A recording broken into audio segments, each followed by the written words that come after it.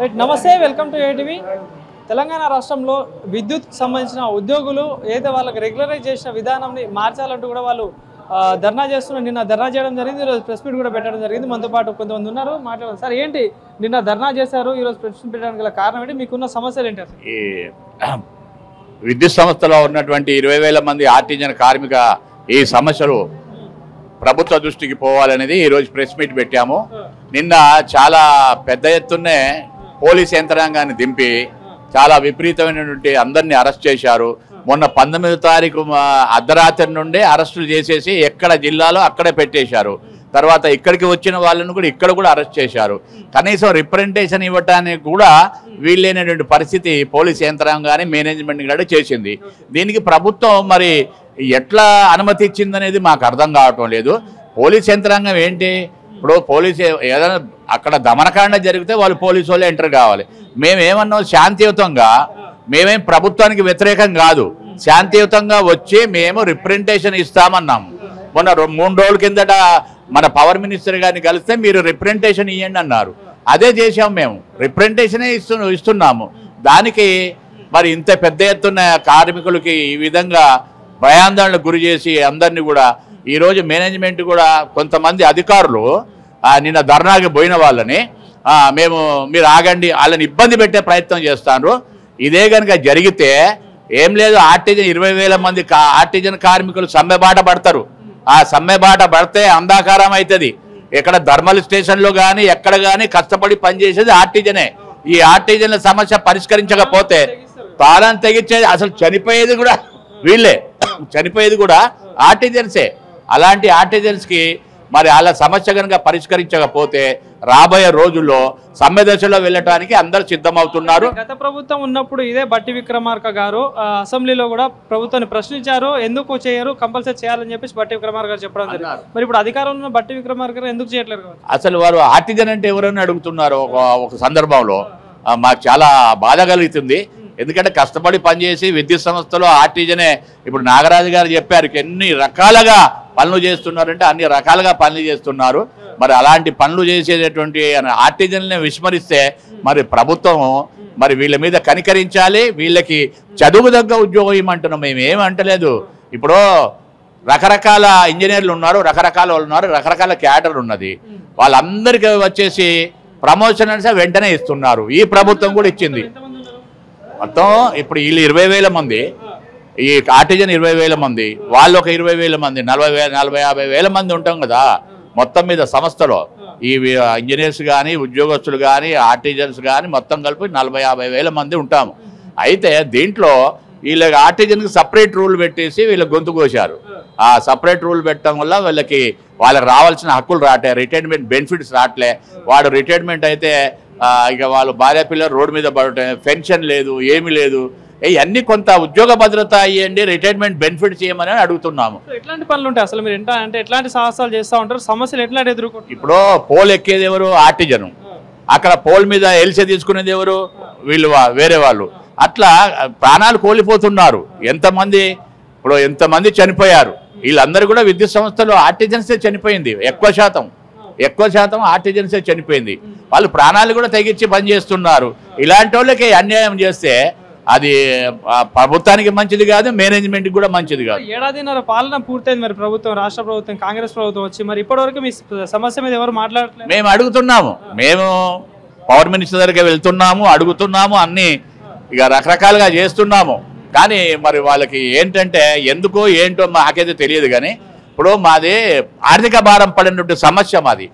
అసలు అది గమనించాలి. ఆర్థిక మినిస్టర్ అయి ఉండి, పవర్ మినిస్టర్ అయి ఉండి వారు గమనించాల్సింది ఏంటంటే, మన ఉప ముఖ్యమంత్రి వారు ఆర్థిక భారం పడదంటే వెంటనే ఇచ్చేయాలి. అది మేమేమంటున్నాము, ఇప్పుడు 7 సంవత్సరాలు పనిచేశారు, 7 సంవత్సరాల తర్వాత మాకు చదువు దగ్గర కన్వర్షన్ ఇవ్వమని అడుగుతున్నాము. కన్వర్షన్ అంటే ఏంది? వాళ్ళ భాషలో ఒకవేళ ప్రమోషనే కావచ్చు. మరి ఆ లెక్కన ఇస్తే మాకు ఎలాంటి ఆర్థిక భారం పడదు అనేది మేము స్పష్టంగా చెప్తున్నాము, ప్రభుత్వాన్ని విజ్ఞప్తి చేస్తున్నాము. ప్రభుత్వంలో ఉన్న మంత్రులు కానీ ఎమ్మెల్యేలు కలిసి అందరికీ ఇప్పుడు మా జాక్ తరపు నుంచి అందరికీ కూడా రిప్రజెంటేషన్లు ఇచ్చాము.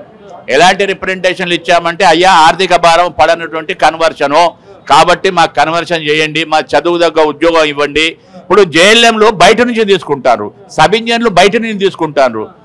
అలాంటప్పుడు మరి బయట నుంచి తీసుకోవడం మన దగ్గరే ఉన్నారు కదా ఆ చదువును పడ్డ వాళ్ళు, మరి మన దగ్గర తీసుకోవాలి కదా అనేది మేము అడుగుతున్నాం. అట్లా మరి ఏం చెప్తారు మరి ఇప్పుడు ఫైనల్గా మీరు చెప్పదలుచుకున్నది మీ డిమాండ్ ఏంటి? ఫైనల్గా ఏంటంటే ఇప్పుడు మాకు ఒకటే విషయం, మేము కార్యాచరణ రూపొందిస్తాము, ప్రభుత్వం కన్నా దిగి వచ్చి మళ్ళీ మేనేజ్మెంట్ కన్నా దిగి వచ్చి మాకు చర్చలు జరిపి మేము ఇస్తాము, మేము ఇవ్వము అని వాళ్ళు ఏదో చెప్తే దాన్ని బట్టి మేము ఆలోచిస్తాము. కానీ లేకపోతే మాత్రం మేము కార్యాచరణ ఖచ్చితంగా ఉంటుంది. కొంతమంది ఏంటంటే అధికారులు, పాత అధికారులు కొంతమంది కావాలని చెప్పి పోలీస్ స్టేషన్లకి లెటర్లు రాయటం, ఈ రాయటం ఇవన్నీ చేసేసి భయభ్రాంతులకు గురి చేస్తారు ఆర్టిజన్లని విద్యుత్ సంస్థలో ఉన్నటువంటి. అందువల్ల మేము దీన్ని సహించేది లేదు. మా న్యాయమైన పోరాటం ఖచ్చితంగా వాళ్ళు ప్రభుత్వం పిలిచేంత వరకు, మేనేజ్మెంట్ పిలిచేంత వరకు మేము పోరాటం చేస్తూనే ఉంటాం. Thank you. చెప్పండి సార్, ఏం చెప్తారు మరి? ఏదైతే మీ విద్యుత్ సంబంధించిన ఉద్యోగులందరూ కూడా చాలా సమస్యలు ఫేస్ చేస్తున్నారు. నిన్న వీళ్ళందరూ చాలా మంది ధర్నాలు చేశారు, పోలీసులు అరెస్ట్ చేసిన పరిస్థితి. సో ప్రభుత్వానికి మీరు ఇచ్చే సందేశం కానీ మీరు ఇచ్చే డిమాండ్ ఏంటో? మేము ఒకటే చెప్పదలుచుకున్నామండి, ఎక్కడైతే కరెంటు తయారవుతుందో ఆడ పనిచేసేది ఆర్టిజన్ కార్మికుడే, టవర్ ఎక్కి పనిచేసేది ఆర్టిజన్ కార్మికుడే, ఆ కరెంటు మళ్ళీ డిస్ట్రిబ్యూషన్ దాకా తీసుకొచ్చేది ఆర్టిజన్ కార్మికుడే, డిస్ట్రిబ్యూషన్ అయిన తర్వాత ప్రతి ట్రాన్స్ఫార్మర్కు పబ్లిక్ ఇచ్చేది ఆర్టిజన్ కార్మికుడే, కరెంటు వసూలు చేసేది కరెంటు బిల్లులు వసూలు చేసేది ఆర్టిజన్ కార్మికుడే, మీటర్ రీడింగ్ ఇచ్చేది ఆర్టిజన్ కార్మికుడే, సబ్స్టేషన్లో పనిచేసేది ఆర్టిజన్ కార్మికుడే, ట్రాన్స్ఫార్మర్ మార్చేది ఆర్టిజన్ కార్మికుడే. ఇన్ని ఉండంగా అయినా కానీ ప్రభుత్వం పట్టించుకోకుండా మమ్మల్ని మోసం చేస్తున్నాయని మేము చెప్తా ఉన్నాం. గత ప్రభుత్వం నమ్మించి మోసం చేసింది, కానీ ఈ ప్రభుత్వం ఎందుకు ఆలోచిస్తలేదనేదే మా ఆవేదన. నిన్న జరిగిన ఏదైతే అరెస్టులు కావచ్చు, నిన్న జరిగిన పర్వం కావచ్చు, దానివల్ల మేము మాకు చాలా కోపం వచ్చేసింది. ప్రతి ఆర్టిజన్ కార్మికుడు చాలా బాధ కలిగింది. ఎందుకంటే మేము ఒక మాస్గా అందరం కలిసి మెమోరాండం ఇవ్వాలి మా సమస్యలపై. ఎందుకంటే సంవత్సరం ఆగినాం ప్రభుత్వం వచ్చిన తర్వాత, ఆగిన తర్వాతనే. ఎందుకంటే గతంలో రేవంత్ రెడ్డి గారు చాలాసార్లు చెప్పడం జరిగింది, మాకు చాలాసార్లు చెప్పడం జరిగింది, మన ప్రభుత్వం రాగానే వెంటనే మీ పరిష్కారం చేద్దాం.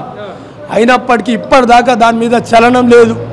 మేము దీక్షలు చేసినాం, ధర్నాలు చేసినాం, కార్పొరేట్ ఆఫీస్ దగ్గర, ఎన్పిటిసిఎల్ దగ్గర ధర్నాలు చేసినాం, ప్రభుత్వానికి యాజమాన్యానికి తెలియజేసినాం.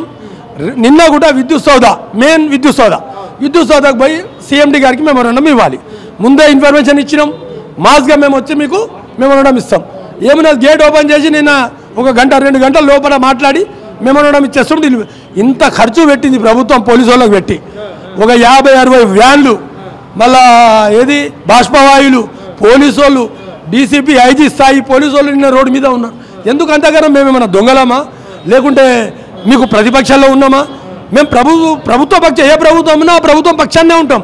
ఎందుకంటే నిరంతరంగా ప్రజలకు దగ్గర ఉన్నది ఎవరు? కరెంటు వాళ్ళు, మున్సిపల్ వాళ్ళు, కరెంటు వాళ్ళు ఎక్కువ ప్రాణాలు తెగించి పనిచేసేది కరెంటు వాళ్ళే. పిట్టల్లాగా రాలుతున్నారు, ఎండ అనం, వాన అనం, చలి అనం, ఇంత కష్టపడుతున్నామే, మీకు అయినా కానీ మీకు గుండె తరుగుతలేదా అని నేను అడుగుతాను. ఏం చెప్పదలుచుకున్నారు ప్రభుత్వానికి? మీ సైడ్ నుండి మీరు ఇచ్చే సందేశం ఏంటి, డిమాండ్ ఏంటి? ప్రభుత్వానికి ఒకటే చెప్పదలుచుకున్నాం, తక్షణమే ఈ సమస్యను పరిష్కారం చేయండి. ఎందుకంటే ఏ ప్రభుత్వంలో అయినా, ఏ యజమాన్యమైనా, ఏ సంస్థలైనా ఒకటే రూల్ అనేది ఉంటుంది. ఇది భారత రాజ్యాంగం బాబాసాహెబ్ ఇచ్చిన హక్కు. ఆ హక్కు ప్రకారం, ఆ రాజ్యాంగం ప్రకారమే ఈరోజు ప్రభుత్వాలు ఏర్పడుతున్నాయి. ఆ రాజ్యాంగం ప్రకారమే మనం అడుగుతా ఉన్నాం. కాబట్టి ఒకటే రూల్ను మీరు ఇంప్లిమెంట్ చేయండి. ఈ ఆర్టిజన్ అని గత ప్రభుత్వంలో ఉన్న దొంగలు వాళ్ళ సీట్ల గురించి, కుర్చీల గురించి కేసీఆర్ దగ్గర చంచగిరి చేసి వాళ్ళు 10 ఏళ్ళు పరిపాలించారు. మా ఉసురు వాళ్ళకి కలిగింది. ఇలా క్యాన్సర్లు వస్తున్నాయి వాళ్ళకు, అందులో నో ప్రాబ్లం. ఎందుకంటే మేము ఈ ప్రభుత్వానికి కూడా మేము అదే కోరుతా ఉన్నాం, అలాంటివి జరగకూడదు. గత ప్రభుత్వం ఏంటండి, 30 ఏళ్ల నుంచి పోరాటాలు జరుగుతున్నాయి. ఇవాళ కొత్త కాదు ఇది. 30 ఏళ్ల నుంచి వైఎస్ రాజశేఖర రెడ్డి నయమైన 7,114 పోస్టులు మా దగ్గర పనిచేసే కార్మికులకే ఇచ్చిండు ఆ రోజు 2004లో. అయినా మేము మిగిలిపోయినాం. అప్పుడు 32,000 మంది ఉంటుంది. అట్లా చేసుకుంటూ ఇంతవరకు వచ్చింది. కాబట్టి ఇప్పుడు 23,667 మందికి ఆర్టిజన్గా నామకరణం చేసి, ఈ ఆర్టిజన్ అంటే ఏంటో అని మనం బట్టి విక్రమార్క గారు అడుగుతారు, మళ్ళీ ఆయనకే తెలియదు. ఇదే బట్టి విక్రమార్క గతంలో అసెంబ్లీలో కేసీఆర్ గారిని ప్రశ్నించాలి కదా, మీకు ఎందుకు చేయాలి వీళ్ళు ఆర్టిజన్? అదే వీడియో చూపించినాం కూడా మేము. సార్ మీరే కదా అసెంబ్లీలో ఆర్టిజన్ అంటే అప్పుడు చెప్పినామేమో, ఇప్పుడు దాని గురించి అవగాహన లేదన్నట్లు మాట్లాడండి సార్. కాబట్టి అది కరెక్ట్ కాదు. ఏదైనా కుర్చీ చెప్పిస్తుందండి. ఇప్పుడు ఆ సీట్ మీద నేను కూర్చున్నా, నేను కూడా వేరే రకంగా మాట్లాడతా. ఆ కుర్చీలో ఏదో పవర్ ఉన్నట్లున్నది. మళ్ళీ మా పవర్ ఆ పవర్ రెండొకటైతే బాగుంటుందని మేము ఆలోచిస్తున్నాం. ఎందుకంటే ఒకవేళ మీరు ఇంత ధర్నాలు చేస్తున్నారు, ఇంత ఉద్యమాలు చేస్తూ ఉన్నారు, ఒకవేళ మరి దీని మీద కరెక్ట్ రెస్పాన్స్ రాకపోతే ఏంటి మరి తదుపరి కార్యాచరణ ఏంటి? ఇప్పుడు డైరెక్ట్ సీఎం గారినే కలవాలనుకుంటున్నాం. సీఎం గారు తక్షణం మాకు అపాయింట్మెంట్ ఇవ్వాలి, కలిసి మీకు తెలియజేసుకుంటాం. ఇవాళ కాకుండా 6 నెలలు ఆగుతాం, మాకేం ప్రాబ్లం లేదు. ఆగిన తర్వాత మీరు పరిష్కరించండి, కానీ పరిష్కారం మాత్రం ఇదే ప్రభుత్వంలో కోరుకుంటున్నాం. ఎందుకంటే గత తెలంగాణ తెచ్చిన ప్రభుత్వానికి మేము పారద్రోలినాం కాబట్టి మిమ్మల్ని మేము నమ్ముతున్నాం. ఆ నమ్మకం మీ మీద ఉంది. కానీ మీకు కొందరు గత ప్రభుత్వంలో చేసిన దొంగలు కొందరు ఉన్నట్లున్నారు మా అధికారులలో, వాళ్ళే మీకు తప్పుదో పట్టిస్తున్నారని మేము అనుకుంటా ఉన్నాం. ఇప్పటికైనా మీ మీద మా కోపం కాదు, మా కడుపు కాలుతున్నది కాబట్టి మా ఆవేదన వెలిగిస్తున్నాం. కానీ నిన్న చేసిన దానికి మేము తీవ్రంగా ఖండిస్తూ ఉన్నాం. తక్షణమే యాజమాన్యం ఆరు జేసీ నాయకులకు పిలిచి దీన్ని పరిష్కారం చేయాలని మేము ముఖ్యమంత్రి రేవంత్ రెడ్డి గారికి కోరుతా ఉన్నాం.